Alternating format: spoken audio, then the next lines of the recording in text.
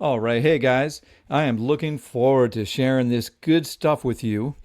Mostly, I'm interested in helping the folks inside of the Professor Trades Club in the Elliott Wave Room.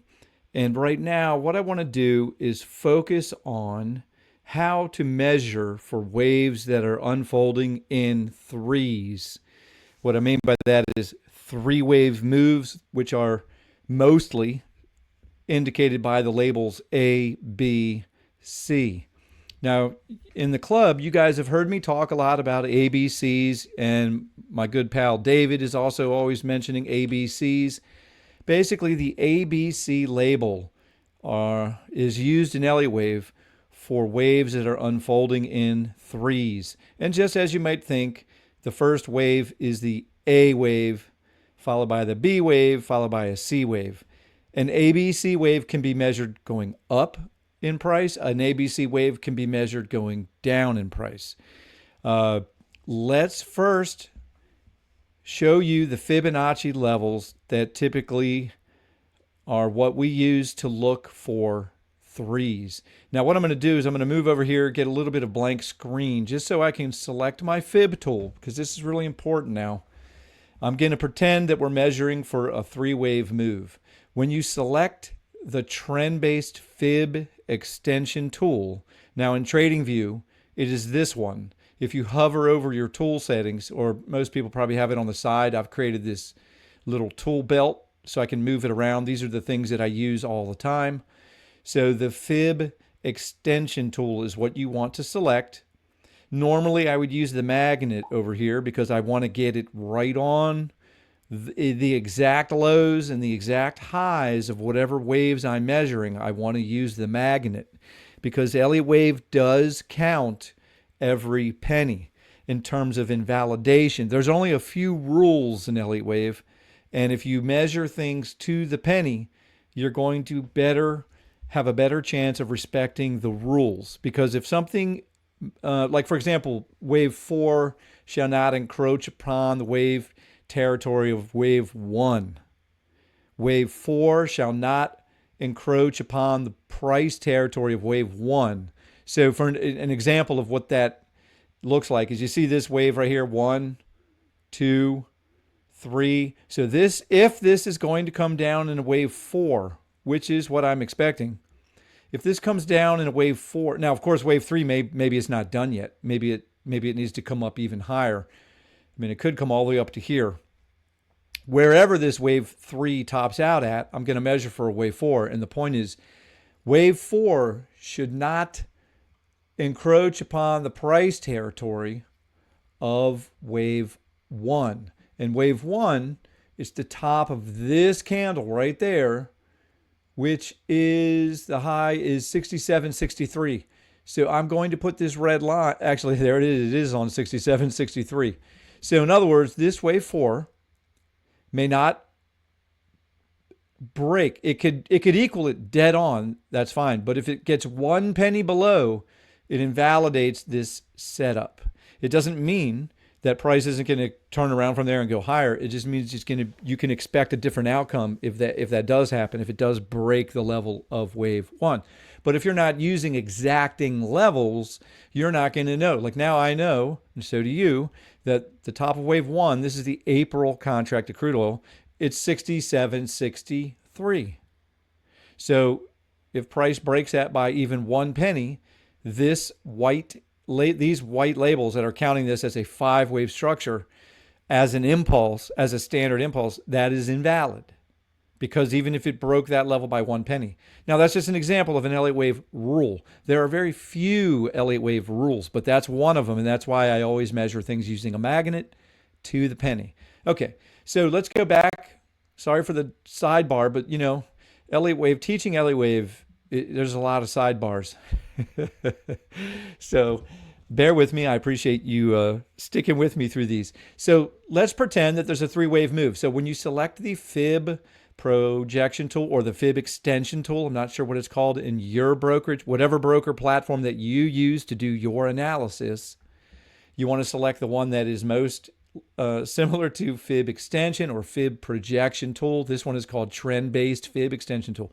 You get 3 clicks When you select the fib extension tool, you get 3 clicks. What I mean by 3 clicks is if that's the bottom of a wave, you get 1 click. If that's the top of another wave, you get another click. And then the bottom of the third wave, you get another click. And that's what these extensions are basically the length of the first wave.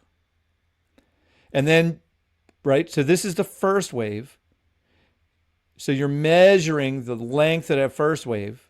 Then the third click is the pullback, which is the second wave. But as soon as you make the third click, these yellow fibs are the projections. And a lot of people don't know this. So hopefully I'm about to teach you something really cool right here, right now. These fibs, they're not just like some random fibs. They are actually ratios. And this 100% ratio reflects this level at the 100 fib, which is 68.58. This level is 100% of what? This level, 100 fib, is 100. If price makes it from this low, right, the third click, if price makes it from this low to the 100 fib, that is going to equal the exact length of the first click to the second click. What that is symmetry. It's perfect symmetry. So the way this would look, if we were going to label a 3-wave move as an ABC, it's going to be like this: A, B, and then we had put the C, A, this obviously A, B, and then C. Let's say C came up right to the 100 fib. Let's say, and that happens all the time in my charts. You probably noticed that, right? Sure you have. So, and sometimes I'll leave the 0 line on the third click just so I can see exactly where this low was, right? Because I would only be putting the label there if that's where price was. So this is an example of an A, B, C move where C equals 100% the distance between the beginning of the A wave and the top of the A wave. So in other words, the total length of the A wave is exactly 100% a perfect match of the length of the C wave. So a lot of times, Elliott wave guys that are really into Elliott wave, because we like to use shorthand, because, you know, we don't want to explain all this every time, right? So we'll say something like A equals C. Like I might say, if somebody says, if price were down here and somebody said, hey, Brad, what's your target? And I thought it was moving in threes, I might say, well, A equals C is 68.74. Like if I hadn't put labels on here yet. But you should just always remember that. If A equals C, that means it's going to the 100 fib. Or if it already, let's say price came to this 100 fib and got rejected, all the more likely that this is an A equals C situation. Because of the rejection from that level. But guess what? If trading were only that easy, if Elliott wave were only, a silver bullet or some kind of magic thing that worked 100% of the time, yay, I finally found something that works 100% of the time. Wrong. Don't even look for something that works 100% of the time, because it doesn't exist. The best you're going to get are clues. I mean, maybe if you're a supercomputer and a genius and have 10 supercomputers running some algorithm that you developed and your win rate is like 93%, but it's still not 100%. So, okay, off topic. Back to the important things I want to teach you about how to measure for threes. So there's 2 things. You got to understand the sub waves. In other words, what happens on the way to this A wave? What happens on the way to this B wave? What happens on the way to this C wave? That is also going to provide clues. In other words, the substructure of these wave types is really going to help you. Now, unfortunately, it's complicated. Really what we're doing is put together a whole lot of clues. So I may come back. I'm going to come back, actually. We'll come back to the substructure. Right now, I want to just keep it simple with these fibs. When you are looking for a 3-wave move, in this example, we're looking for a long, right? So if we thought we had a 3-wave move, an A, and we thought we had a B wave. A C wave, a great majority of the time, is made up of 5 waves. Now, that is a substructure, meaning it's going to go 1, 2, 3, 4, 5. Here's the thing. How do we know if a C wave is targeting the 100 fib, the 1236 fib, or the 1382 fib? Or can a C wave extend? Well, the answer to anything, if something can happen, the answer is always yes. Brad, could price do this? The answer is yes.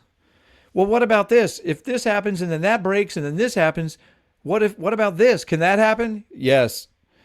Anything can happen. But what we're doing is we're looking to boil down and come up with something that is more likely to happen than others.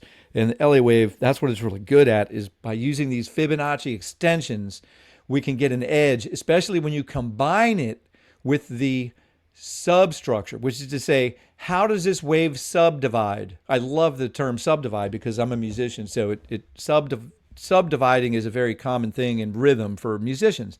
So B waves have a character, A waves have their own character, C waves have their own character. So C waves are typically composed of 5 waves. So how do we know if it's going to target wave 1, wave 2, or 100 fib, 1236, or 1382? We're going to know because of the substructures. Because just as I'm showing you a projection for a 3-wave move, there are projections we're going to use on the 5-wave move internally. And I'm about to show you that on the oil chart, even though it's a little complicated on the oil chart because it's moving in 3s all over the place, which is the more complex way to count, as opposed to, like, say, gold, which is moving in a direct standard impulse, easier to count. Although the last couple of days it hasn't been easy, but that's because the smaller degree stuff has been difficult. But anyway, so what I want you to do, okay, is take out your fib extension tool. And if you don't know how to do this, you want to come over to settings. Okay, let's do that again just to make sure. If you're in TradingView, right, once you've created any kind of fibs, I don't care what they are, just whatever kind of fibs you have on your screen, if you go to the settings for that fib setup. Now, in TradingView, y'all already know what I'm talking about. It's this thing right here. And you're going to go to the gear icon, which is the settings. You're going to open that, and that is where you're going to see your settings. Now, I save all of these things as templates. So if you want to save in fact, I'm recommending that you do this right now.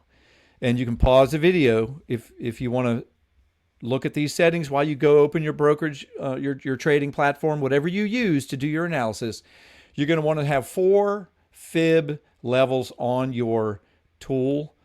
I call it this tool, I've named it, hey, look at that. I've named it A equals C extension.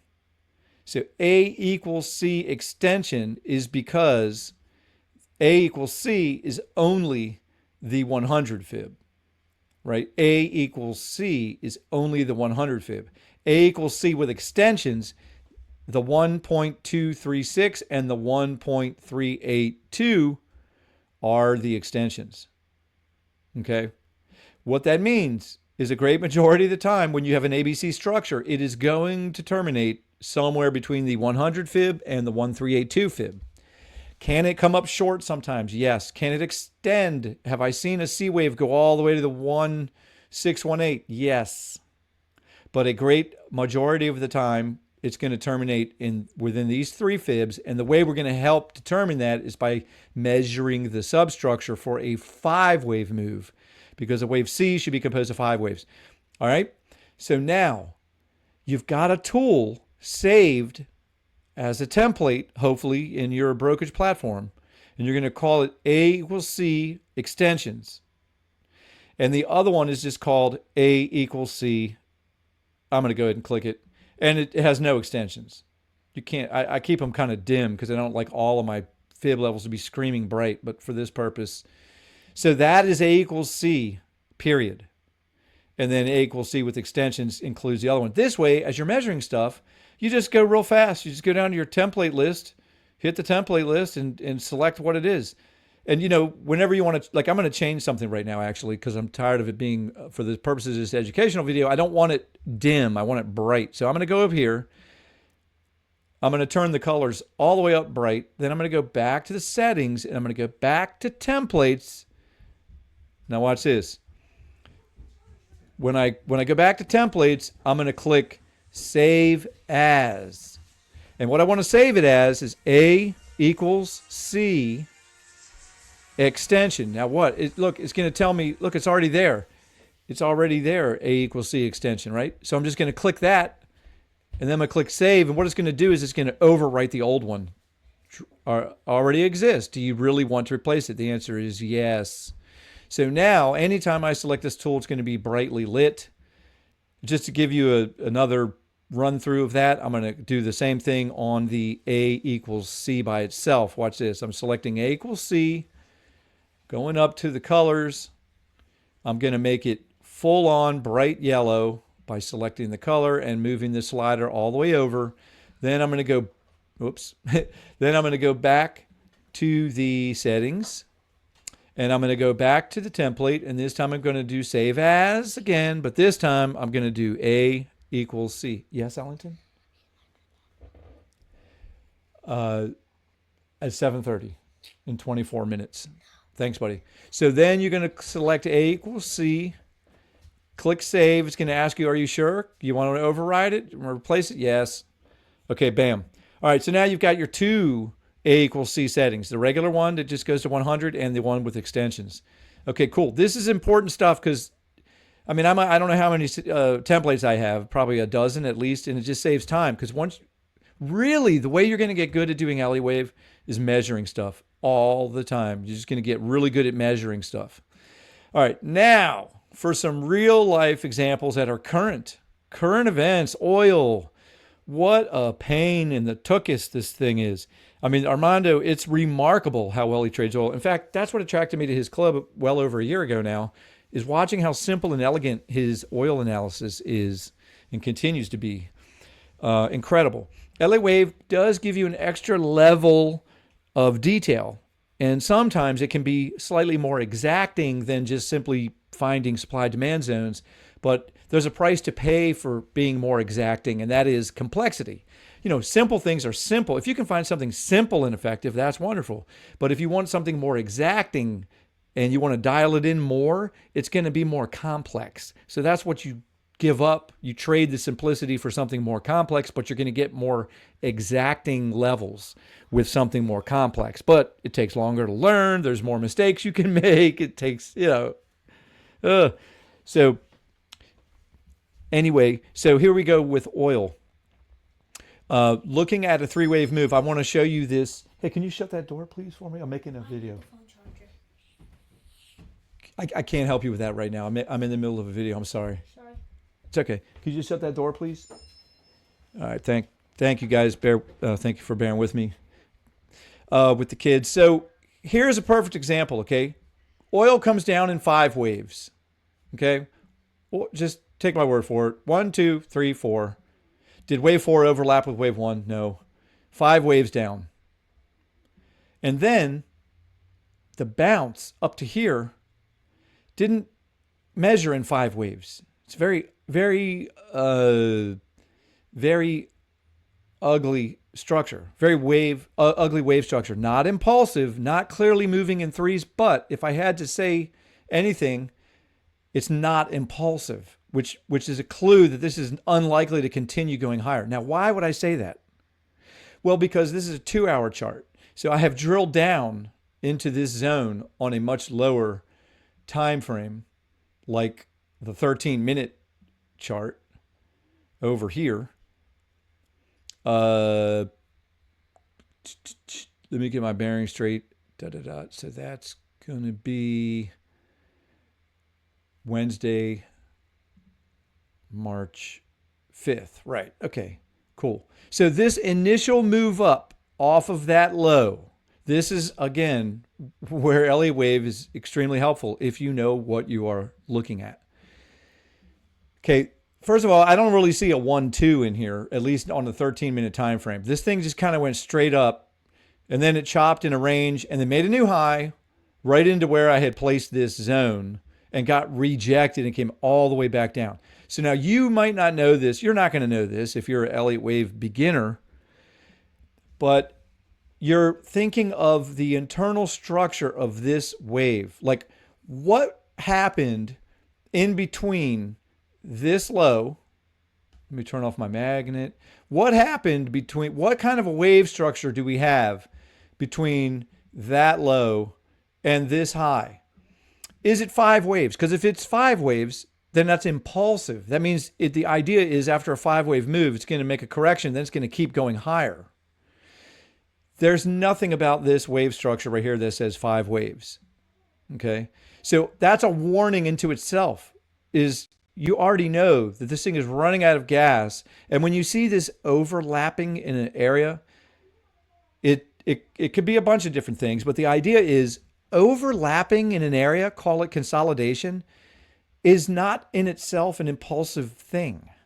It, as a waveform goes, overlapping, chopping in a range is not impulsive, whether it's up or down. Because by the way, impulsive, we always think of it as higher, but you can be impulsive to the downside. There's nothing impulsive about this wave. And then after it got rejected from this zone and came almost straight down, there's also very little structure. Okay, so now I'm talking about the internal wave structure that exists over here, that you cannot see the internal wave structure on a 2-hour chart. You can see the overall wave structure, which is wonderful. That's why we always say zoom out, go to the 2-hour chart, go to the 4-hour chart, go to the 8. This is what Professor Armando does, this exact same thing, looking for structure. Get the structure on the higher time frame. In Elliott wave, we call it larger degrees. So in Elliott wave, just zoom out, look at the longer time frame, the higher degree structure, and while you're doing that, you're drilling down and looking at the lower time frame for clues. So this is not 5 up at all. It's something up, right into resistance, and got rejected and came down a lot and retraced. You can just see that that's probably, it might have even exceeded the 764. Let's find out. This is important too. How deep did the retrace come? Why is that important? Well, in an impulse, after an impulse has completed, if this had done 5 waves up, what you would expect is some kind of a corrective retrace that typically goes 618, really 500 fibs, 618, maybe 764, maybe 764. It also depends on what instrument. But if it's not 5 up and you get a really deep pullback, it's going to be considered a B wave, which means this would be labeled as an A wave. So you see how we're gathering a bunch of clues. This is why people don't understand Elliott wave. I'm already talking too much, but I have to give it to you straight, because that's the only way you're really going to understand this stuff. And it takes time, and it takes focus, and maybe taking some notes and trying to remember some things and memorize things even. So going back to how deep did this correction come after this move up? So we're going to bring the fib tool over, and that's 6709. So now I'm going to turn off the magnet because I want to drag this over so that the numbers are right near the bottom of that wave, 60, and I'm going to put it right on 6709. And just because I'm anal retentive, I like to be neat and tidy. Otherwise, my charts will be a mess and you would never understand them. 6522, I'm moving this over. So check it out. Okay, bam. Whenever I have a template for B waves, because whenever I'm looking for a B wave, I come over to my template and I select B wave, and it's always orange, and it's always the 764 to the 886. Why? Because a great majority of the time, B waves retrace a great distance from the high. In other words, and by the way, speaking of fibs, in other words, this thing retraced 76.4% of the distance between this low and that high. Did you guys know that that's what the fibs really are? They're ratios. So this, the length of this wave right here, which we're going to call a B wave, the length of this B wave retraced just over 76.4% of the entire length of the A wave. That's what fibs are. Okay, cool. So is it a B wave? Well, it sure is measuring like a B wave. What kind of a structure does a B wave have? B waves are variable, not symmetrical. They can be anything. B waves are the most variable wave. Wave 4 is the second most variable wave. But a B wave can look like anything. But the clue that gives away the B wave the majority of the time is the length that it retraces. The amount of distance that a B wave covers is usually between the 618, 764 to 886. And I know this is really going to not make you happy.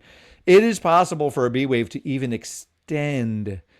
And I've seen Armando trading this, but he wouldn't call it a B wave. But have you ever seen Armando put a buy box down below? He'll say, oh, they're going to come take out those lows.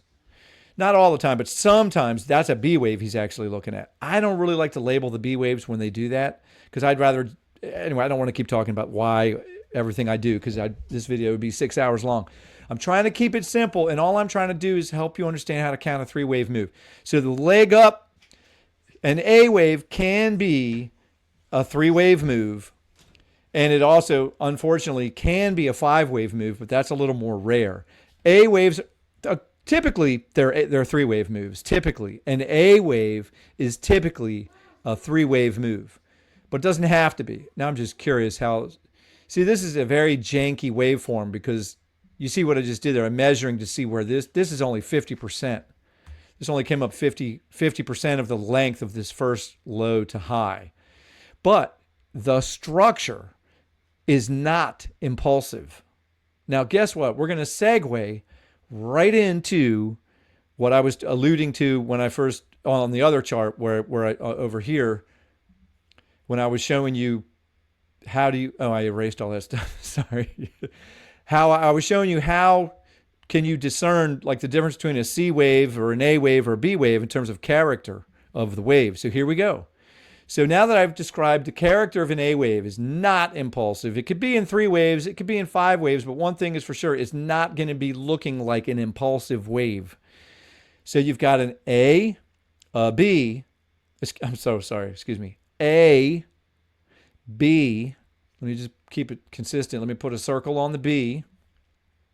And we're going to, okay, let's say this is unfolding in real time. So we might not know what these waves are yet. Alex made a comment, our member inside the Professor Trades Club, Alex, our esteemed friend and excellent trader, posting his wins constantly because he's constantly winning. Hey, man, let's do that.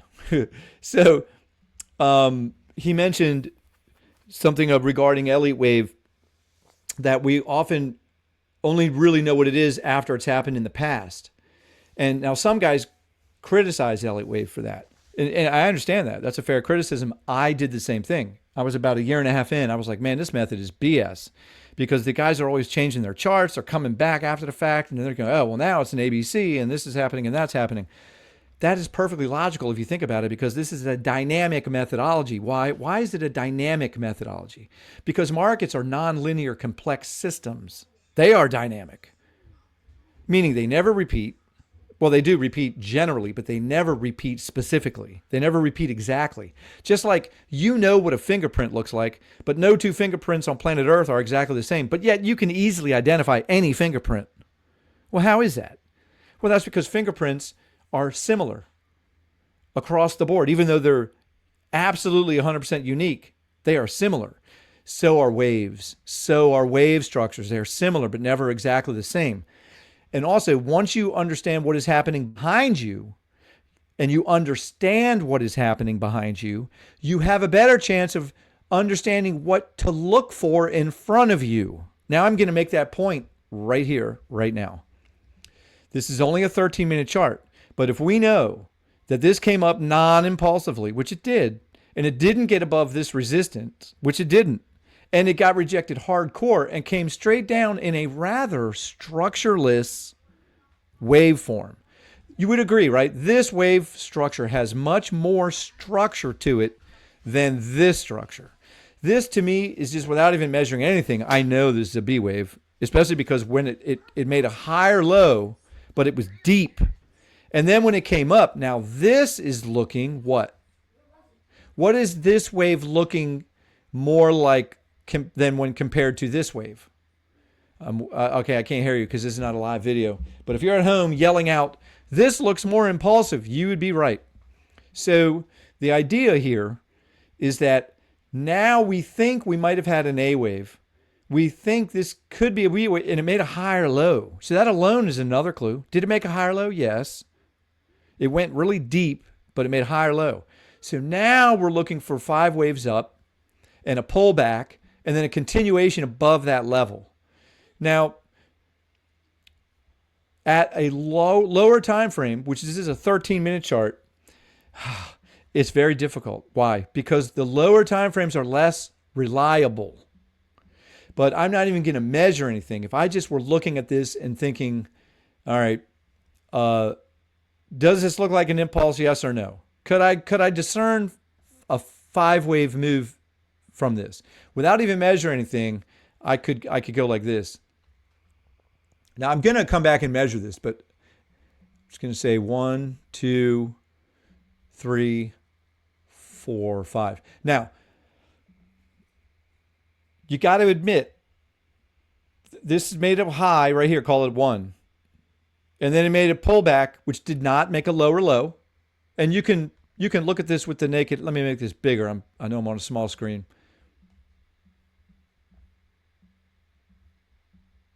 So this pullback came down, and from looking at it, it probably exceeded the 618 a little bit. Just from in other words, from this low to the high where I'm calling wave 1, this pullback, right? Actually, I got to go down a time frame because the high and the low is on the same candle. When the high and the low is on the same candle, I want to make sure I'm grabbing exactly the low that I think I'm grabbing. And I think that was March 5th, wasn't it? When you're switching time frames, you got to remember the date so you don't have to burn time. Look like I'm doing right now, looking for the exact place you were just working. So I always notice the date and the time. Okay, so you see how I went down a time frame. So now the high and the low are not on one candle; they're different candles, right? So I can measure them better. So watch this. So 1, 2. I bet you that 2. Typically, a wave 2. It's in oil. It's almost always exceeding the 618. Almost always exceeding the 618. In this case, what did I say that was? 6642. I got to turn the magnet off. Now, normally I wouldn't spend all this time doing the magnet thing. 6842. Bam. Now, guess what? I have a template that I have saved, and this one is just looking for the 618 to the 886 zone, which is great. Look at that. Just shy of the 618. I actually have a solo. Sometimes I have a template just for the 618 solo, and it's bright white and it's kind of fat, just because I want to make sure that I keep an eye on that level, because that's an important level, 6642. So, all right. So price came up and it came down, caught the 618, and then it came up again, made a new high. Cool. That's important. It made a new high. Now, it did come back again, but did it get below? It would invalidate that if this had come up to here and then come back and made a new low. I would have assumed this is just another 3-wave move, and it's going to keep coming down lower. If it made a 3-wave move and made a new low without continuing higher, right? And there's fibs for that. So, we could measure this as a 3-wave move. Here's really what I want you to get used to practicing. All right, so maybe this is a wave 1, maybe this is a wave 2. Let's put a fib tool on there and see how high this goes. Now, I already know what it is from looking at it because I've measured for years, so I can just look at stuff just like Professor can and have a very good idea of what's going on. I still measure stuff, though. So there's the low. So that's the first click. Remember, we're using the 3-click game. That's the first click, the low. Second click, the swing high. Third click, the next swing low. Happens to be 65.92. Now I'm going to turn off the magnet, 65.92. I'm going to grab the thing. I'm going to drag it over, 65.92. So look at this thing, man. It went sideways for a very long time. So that it was either after hours or in the middle of the night. Let's see, what time was this? In the afternoon, after 2 o'clock. Yeah, all the way through the evening, 6 o'clock. Yeah, all the way through midnight. It did nothing for like 6 straight market hours. This is why we don't really trade those sessions. 6 hours of nothing. And it's, guess what? It didn't make it over the 100 fib, and it didn't break the low of what we were calling wave two. But it did finally come up and keep going. So guess what? Let's go to the other tool that's called A equals C with extensions. And we go, so over here you're getting excited. Now, it depends what you think was about to happen. So what your expectations are. If you thought it was going to make a U-turn at these yellow fibs, you would know you're dead wrong. And that's a wonderful thing to know you're dead wrong, because it came through the 100. It kind of back tested it. Then you look at this big fat, of course it's only 8 minutes, but look at this big candle, boom. Got above the 1382, and then what? It held it. It got above the 100 and it held it. It got above the 1236, but it didn't hold it. But it did hold the 100 fib. Do you see that? It got above the 100 fib, did not lose it again, held it as support, back tested it. Then it came up and got above the 1236 fib, failed the back test, but it held the 100 fib. Then you have a bullish engulfing candle. Of course, not many candles to engulf, but you had a bullish move at 3:30 in the morning. Makes sense, actually. 3:30 in the morning, you do see some action. Look at that bullish candle. Then it held the 1382. Well, I can tell you the 1618 is up here somewhere. So guess what? So now that I know, well, I don't know for sure, like 100% no, but in the morning when I get up, because you know I'm up at 5:30 and I'm looking at stuff. So you know I measured this thing, whatever day that was, Friday, March 7th. And I used, once I saw, oh, I would have measured that. And once I saw where this extended to, okay, maybe this is an impulse. Should I be looking for an impulse? How would I know if I'm looking for an impulse? Oh, well, if that's an A and that's a B, if we're looking for a C wave, C waves are a 5-wave impulse a great majority of the time, even though an ABC structure is a corrective structure, which usually follows a 5-wave move. Right? You always hear David and I, or whoever else is knowledgeable of alley waves, saying after a 5-wave move, then we look for a 3-wave correction, and then a move that breaks the top of where that 5-wave move terminated. Right? Well, guess what? It works on the nanoscale too. I mean, the concept is the same on the nanoscale, which is, if this, I'm not going to waste your time measuring a 1-minute chart to see if this is 5 up, 3 back. Although, okay, look, I'm not trying to make it crazy, but I mean, this is an educational video, so I know I'm burning a lot of time here, but hopefully you are getting some value out of it. What I want to show you is that when I drop down to the lower time frame, from the 8-minute time frame to something else, like, I don't know, the 3-minute maybe. I don't love tracking the nano. I prefer to trade smaller and track the larger time frames and use wider stops and get stopped out way less. But for educational purposes, this pullback, yeah, on this scale, this is a 3-minute chart. There's not a lot of detail in here, but this may seem maniacal. I'm not going to measure on the 3-minute because it's just totally unreliable. Ask David. He's measured a lot. I've measured nano stuff for years until I finally figured out that measuring the ultra nano stuff, you got to understand what the waves look like and what they might be, but trying to measure for them is futile. It's a waste of time, in my opinion. Although it's a great educational thing. So measure away, man. Measure away. But just be aware that the nano stuff is not reliable. Now look, I can actually get a 5-wave super duper sub micro tiny wave action, baby.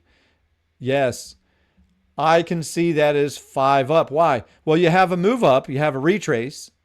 And then is wave 3 the longest, most powerful wave in any 5-wave structure a great majority of the time? The answer is yes, in case you didn't know. But look, you can just look at that and say that's a wave 3. That's a wave 3. Look, 1, here's the low. So you got to move up, you got to retrace. Then you have a big, nasty, beautiful wave 3. on a 3-minute chart. And then you have a pullback, wave 4. Then you have another wave higher. And then you have a more meaningful pullback, which went to the 618. This is textbook 5 up, 3 down. Now, look, if you might be thinking, no way in hell am I ever going to be able to measure all that kind of stuff, man. Okay, especially when you look at a 2-hour chart, you have no idea what's going on down in here. No idea. Can't even see it. So you got to just get in the habit. I mean, I'm not saying go from a 2-hour chart to a 3-minute chart, but you see how I did that. I went from the 2-hour chart to like the 21-minute, or maybe it was the 34-minute chart. And then I'm drilling down in the nano really just for educational purposes. But do you see how this is working? And the reason that you can see a 5-wave move inside of the beginnings of what you are looking to count as an impulse, the reason you can do that is because the nature of markets is that they are fractal. The nature of price waves is that they are fractal. And what the one definition of fractal is self-similar at scale. That's a 4-word definition. That's why my channel is called Elliott Wave Made Simple.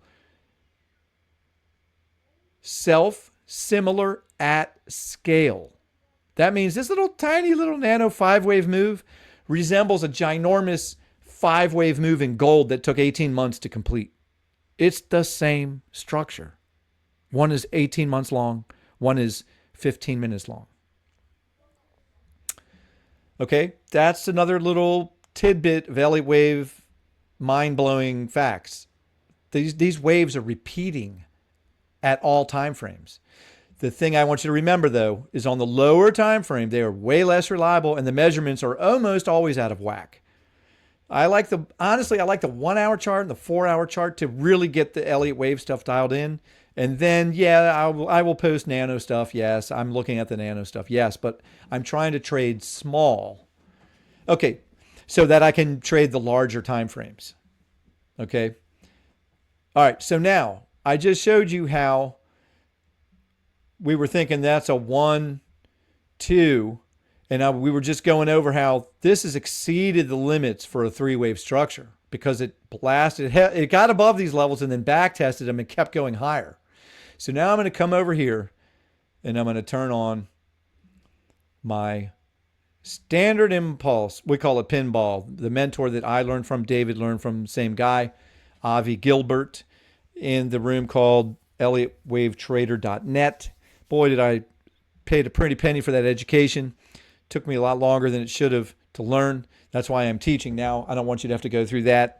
You're definitely not going to spend I probably spent almost 10 grand learning this stuff over a period of a couple of years. You're not going to spend that. You're going to spend nothing or pennies compared to that. So standard pinball is a template. And as you know, I'm always talking about the 1618, right? Okay, well, this is the 1618.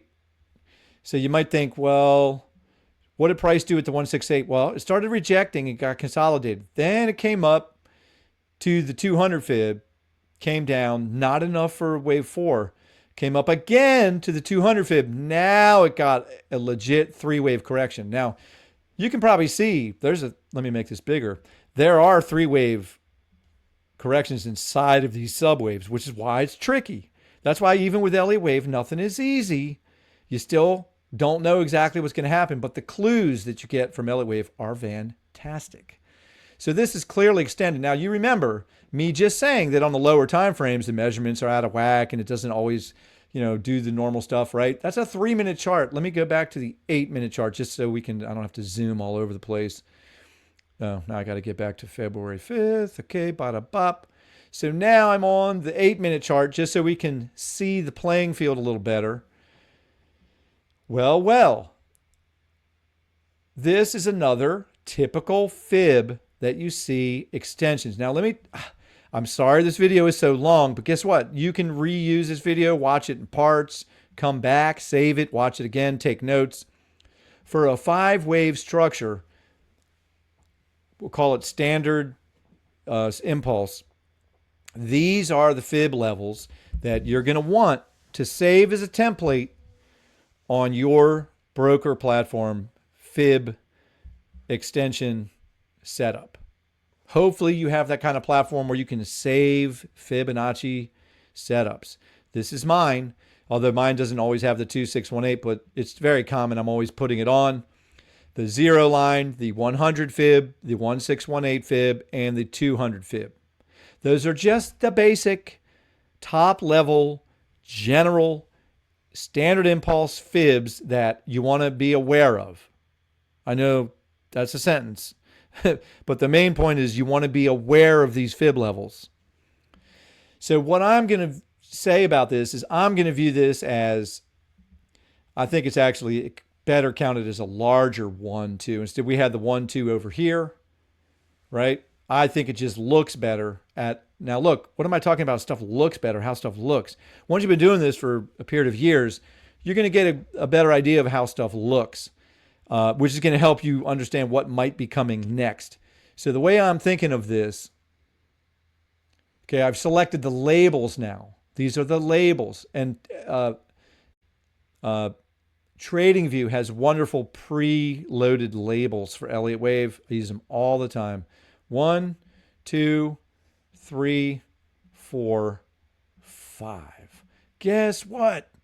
So wait, Brad, you mean an impulse can go all the way to the 2618? Heck yeah, it can. Heck yeah, it can. So what I like to do is move these things over just so the label's right at where the wave is. So this, how am I even looking for a 5? How did I know to look for a 5-wave move right there? Well, because we were speculating that this is not impulsive looking. This is not a standard 3-wave corrective. This thing is a straight line way down past the 618 on the first move, one candle. Boom. Or maybe it's 2 candles, whatever. It just went straight down. Yeah, there's probably a 3-wave move in there somewhere. But then it didn't just stop after 3 waves. It came back up and it came down. You know, can a B wave measure in 5 waves? Unfortunately, it can, but that is much less likely.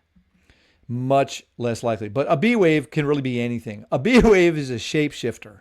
Honestly, a B wave is highly variable, the most variable wave. So we had speculated maybe that's an A wave. You know, we had clues, right? We had clues. We didn't just make it up. B waves typically fall between the 764, 886. That's where this terminated. And the structure certainly doesn't look like a standard anything. Okay, B wave then. And then after a B wave, if you see an A wave and a B wave, what you're then looking for is a 5-wave C wave. Well, how do we know where the C wave should go? Well, a great majority of the time, a C wave tracks what fibs? You tell me. 100 fib, 1.236 fib, and 1.382 fib. My ABC fibs are always going to be in yellow. Going to turn the magnet back on. Here's the low. You get 3 clicks with the fib extension tool. First click goes on the swing low. Second click, I'm using the magnet. Second click goes on the swing high. Third and final click goes on the swing low, which is 65.59. I'm going to turn off the magnet. 65.59. I'm going to drag it over because I want to get it right where the top of that wave is, 64.59. And then you think, but Brad, it's still white and it still looks like it's measuring for an impulse. Well, that's because it is. Because now I need to go back to my template and I need to select A equals C extension. And let's see, my basic thesis is that that C wave is going to reach into the 100, the yellow fib set. Let's see. Well, wouldn't you look at that, people? The C wave came right up and nailed the 1382. Now, this is beautiful confluence. I know this is complicated, but this is why it's worth the effort to learn how to do it. If you'd have been trading, looking at the 4-hour chart, looking at the 2-hour chart, but you're like, you know what? I'm not using those. I'm not trading a 4-hour chart. I'm not trading a 2-hour chart. Brad, I'm not trading a 1-hour chart. I'm a day trade scalper. I'm trading a 3-minute chart, an 8-minute chart, a 21-minute chart. I would say, awesome, fantastic. you still want to look, if you're going to use Elliott wave, you still want to look at the 4-hour and the 2-hour to understand the structure that came before you. Like this is some kind of a 5-wave move down. Now I don't want to get all into on the longer time frame what's going on, but this is some kind of a 5-wave move down. So I'm expecting some kind of corrective bounce after a 5-wave move down, even though I'm not trading this 2-hour chart, but I'm looking at it. So if you imagine the action down here, I'm then drilling down and I end up way over here, drilling down. And yeah, it's painstaking. It's a lot of information that I just gave you, but look at this end product. A, B, C. Now, if I want to clean this up, watch this. This is what I've been doing more and more in my charts lately.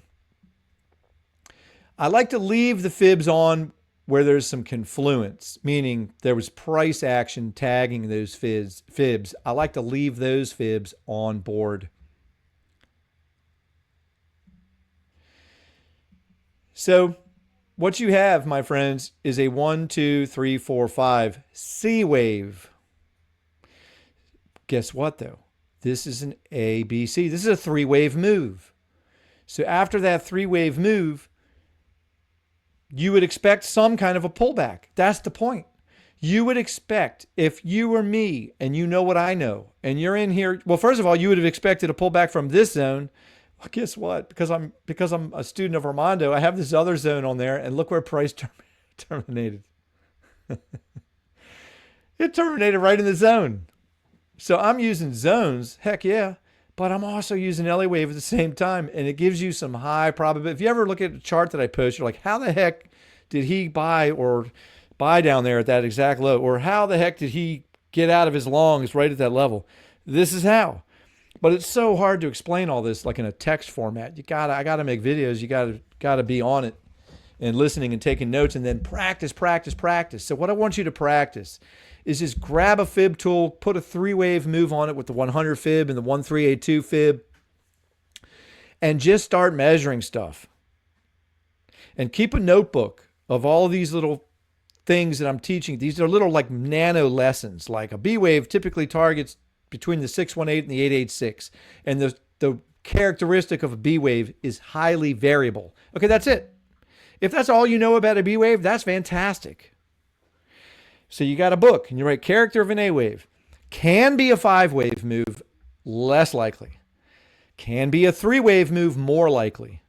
Can also be something non-impulsive, overlapping.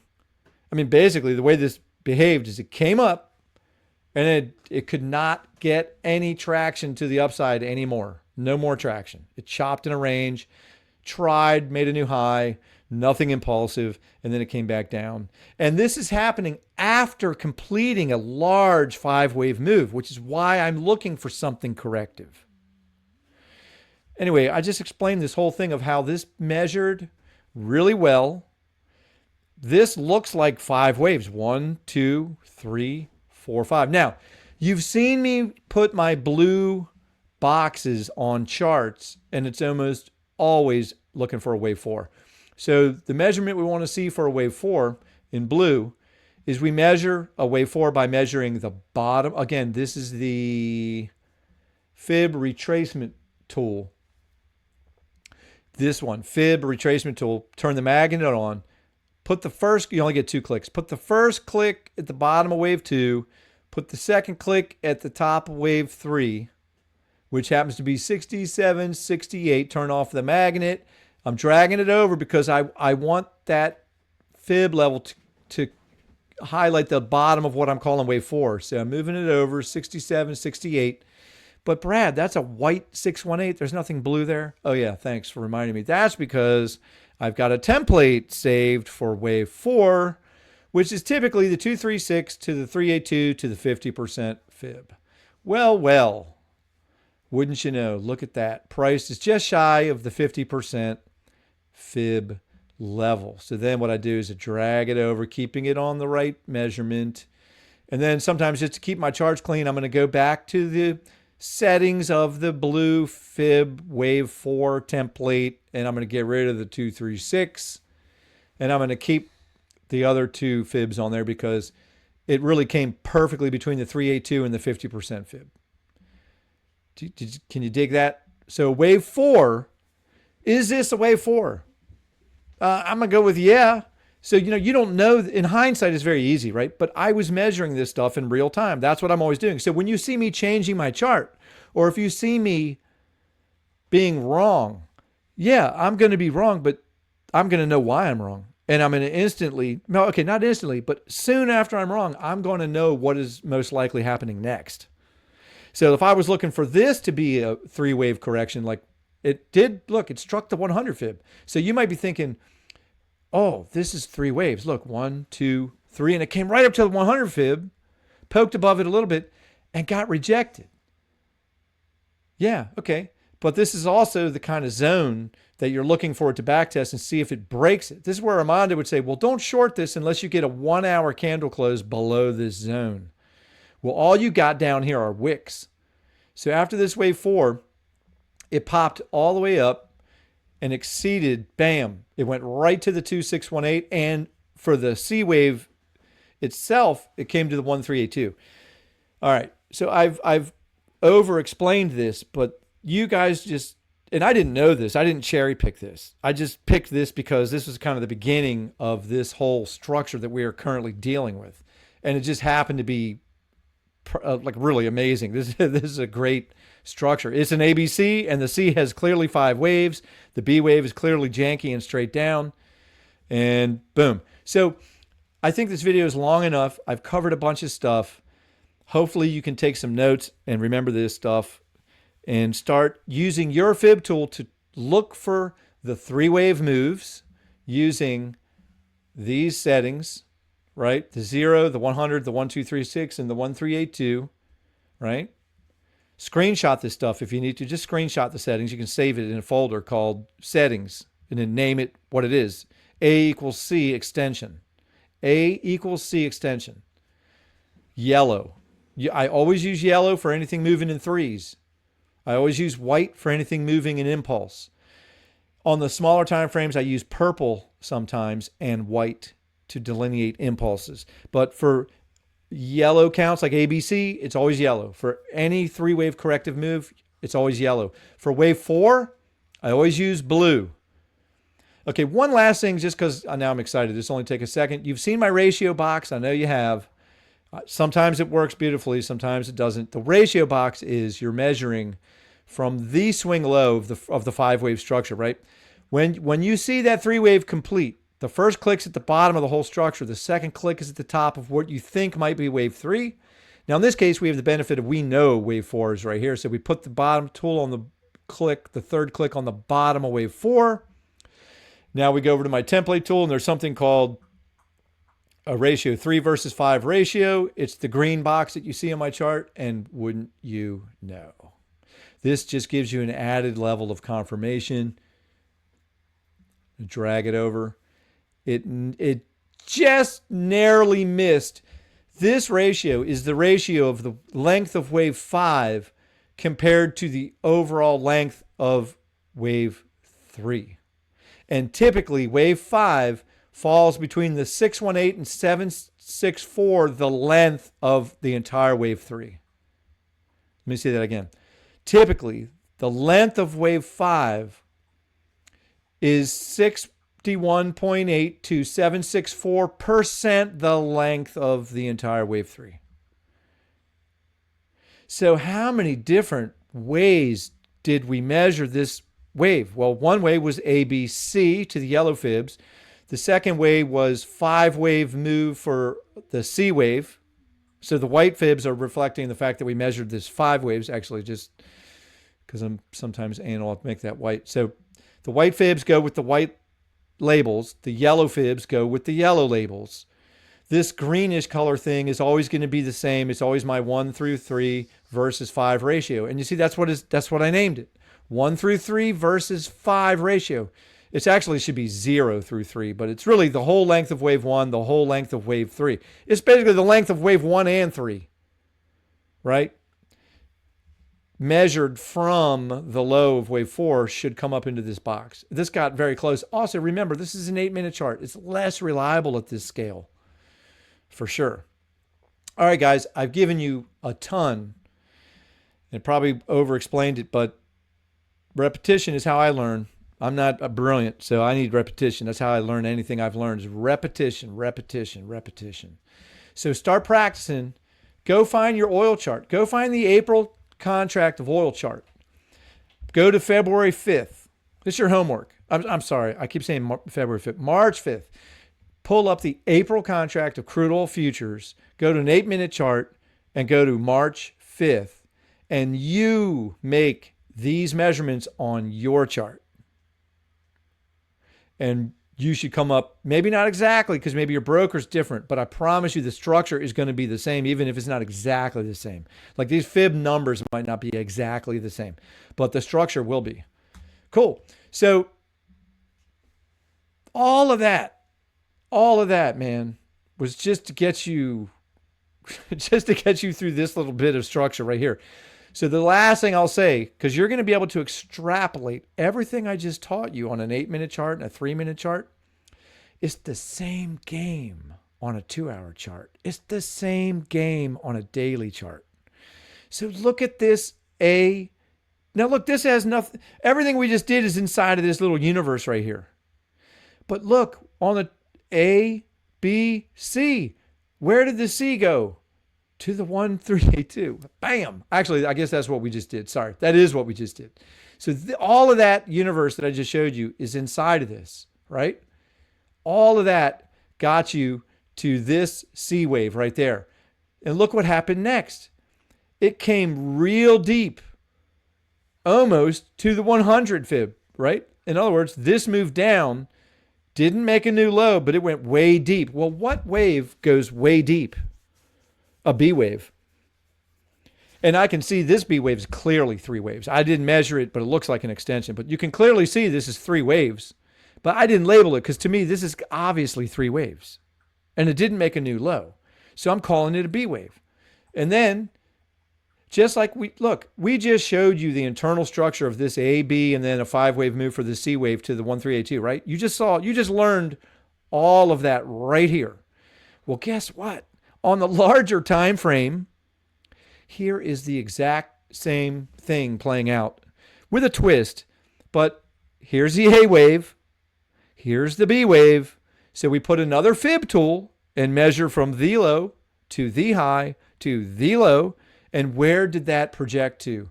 All the way up here. Now it got up in between the 100 fib and the 1236. Bam. This is repetitive. This is the same game over and over and over again. And that's what you want. When you find something that works, you just keep doing it. And then you're going to get better and better at it, more refined. But anyway, so now I just showed you this little structure is fractal. This little structure here is a fractal of this whole entire structure. This ABC is inside of A of this A, B, C. This C wave's 5 waves move. This C waves is a 5-wave move. Guess where we are now? This whole thing was just another A wave, possibly. And this pullback was very deep, all the way almost to the 764. What does that sound like? A B wave. And look at this, it's structureless, just like the B wave over here I said was kind of structureless, although you could probably force a structure. Look at this structure, man. It's just straight down. Yeah, you could probably measure. There's probably some, there's structure in there. But at this time scale, at this degree, A, B, and guess what? Now it looks like we have a 1, 2, and a 3. So now what I could expect to see is a pullback that does not encroach upon the top of wave 1. I bring in this lesson full circle, all the way back around to a lesson about impulses. Typically the C wave, not always, typically the C wave is a standard impulse, meaning 1, 2, 3, 4, non-overlapping, 4, 5. Typically. I've measured this 1, 4 already. What I was delighted to see is that a typical area for a 5-wave impulse to terminate, typically it's the 200 fib, but I've seen them terminate at the 1618 or even in between. And even though this is a 2-hour chart, this is oil we're talking about. It is a corrective wave, so I got to say it's playing out perfectly, but somewhere up in here. Now, I'm just calling that an exact area because that is the 100 fib. That's a fact. That is the 100 fib of this entire A, B, C. And if this is going to unfold, the C wave is going to unfold in 5 waves, the 200 fib is exactly matching the 100 fib. That's called confluence. So I'd consider that even if it exceeds it or even if it comes up short of it, this region, especially after this candle, is a higher probability trade. Now, we are in resistance. So I also have trained my brain. Don't think Elliott wave is a treasure map. And don't think that because I measure this, that means you should refinance your house and go all in oil right here. No. You want to wait. If you want to play the long side, wait, because you know what? 3 might not be done. This could be a nano wave 4 of this 3. So this could come up wherever this finally terminates, and maybe it did already. Whenever this is done, it's going to come back. And that is where we're going to discern if it's a wave 4. And then guess what? Wave 5 should also be composed of 5 waves. In a standard impulse, waves 1, 3, and 5 should be subdivided into 5 waves as well. So I'm done, man. I gave you way too much at one time. I know it's like drinking from a fire hose, but I wouldn't tell you anything wrong. And I'm dumping like years of experience right on your head all at once, but it's in a video form so you can come back and review it. But that's the deal. So now let's see what happens tonight and into tomorrow. Is this going to just extend in a third wave? Because really, if this keeps extending, this is really where a standard wave 3 is. But because of the swiftness of how quickly that came up, I mean, 1-2 hour candle, bam, it's possible that's all of wave 3. We're going to know by tomorrow. So let's watch this area. I'm not making a prediction. I'm showing you parameters. And remember, we are right into a known resistance zone. It's been rejected once, twice, 3, 4, 5. This will be the 5th time it's been rejected, which makes it all the more likely if we get above here, it makes it all the more likely we're going to see some extensions. If this does not come even down at all into this blue box and goes directly higher, I'm going to say it's even more likely after the next correction that it's going to extend and go even higher, somewhere up into here. All right, so now class, we are all together. We all know what we're looking for right here. And you can create your own 2-hour chart now. And you create off of the March 5th, Wednesday, 10 a.m. low. You create an A, B, C, which is really another A. And by the way I came up with this yellow fib over here is 1 click at the swing low, 1 click at the swing high, 1 final click at the swing low, and now you have the 100 fib coming in at 69.72 on the April contract. And then we have an internal 5-wave structure. Bam. Okay, guys. I know I went way over what I was thinking. Just trying to give you as much value as possible. All right, guys. See you in the room. Thanks a lot. See you on the next one. Bye-bye.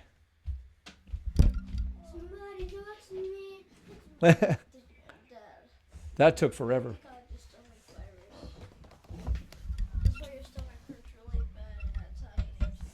man.